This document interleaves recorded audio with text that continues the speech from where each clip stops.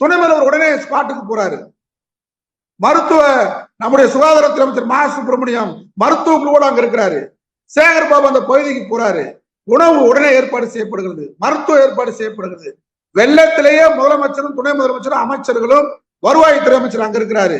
முழுமையாக இரவும் பகலும் தூங்காமல் சென்னையில் இந்த முறை நம்முடைய துணை முதல்வர் முதலமைச்சர் அமைச்சர்களும் செயல்பட்டதை பொதுமக்களே, சென்னை வாழ் மக்களே, நடுநிலையாளர்களே பாராட்டுகின்றார்கள்.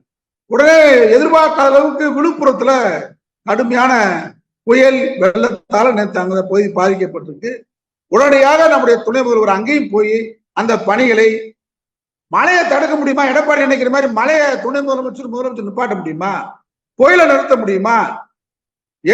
ஏற்கனவே புயலை வந்தால் சமாளிப்பதற்கான முன்னடவடிக்கைகளை திராவிட மாடல் அரசு எடுத்திருக்கிறது.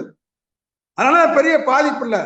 மொத்தமே இந்த புயல் வெள்ளத்துல 8 பேர் பலி.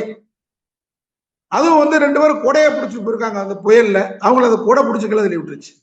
வேற ஒன்றும் பெருசா சாலை போக்குவரத்து விழுப்புரம் பகுதியில் இன்னைக்கு சீர் செய்யப்பட்டு இருக்கு. சென்னையில முழுமையாக சாலை போக்குவரத்து துண்டிக்கப்படல. இந்த 2-3 நாட்களாக வெள்ள நிவாரண பணிகள் சிறப்பாக நடைபெறுகிறது.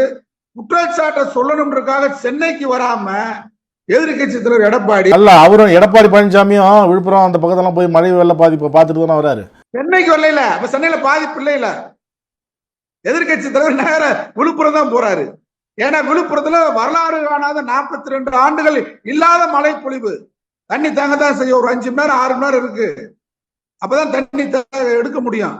அந்த பணியை துரிதமா தமிழ்நாட்டில் இருக்கக்கூடிய ஒட்டுமொத்தமா இருக்கக்கூடிய நகராட்சி, மாநகராட்சி ஊழியர்கள்லாம் விழுப்புரத்துல இன்னைக்கு இருக்கிறாங்க. துணை முதல்வர் முடுக்கி விட்டுட்டு இருக்கிறாரு. சுகாதாரத்துறை அமைச்சர் போயிட்டாரு, வருவாய்த்துறை அமைச்சர் போயிட்டாரு. எல்லாம் போய் பணிகளை சிறம்பட செய்யறாங்க. பாஜக ஆளுகின்ற கடலூர், நம்ம பாண்டிச்சேரி மிதக்குது. அதுக்கு பாஜக அரசை குறை சொல்ல முடியாது. நம்ம இயற்கை சீற்றம், கடுமையான சீற்றம் பாண்டிச்சேரியில தொடர்ச்சியா 4 நாள் மழை, என்ன செய்ய முடியும்?